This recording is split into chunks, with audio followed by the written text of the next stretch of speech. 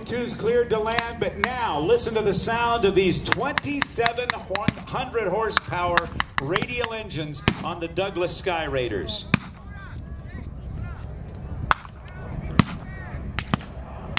Hey guys, move up!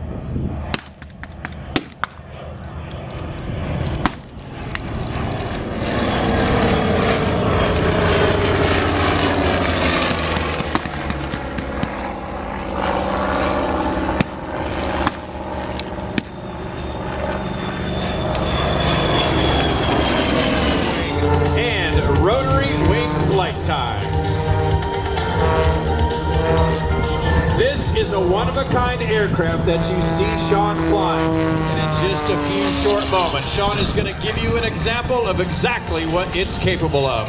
Watch closely now as Sean begins the pull to the vertical, tumbles this aircraft on its way up, and now performs a forward flip.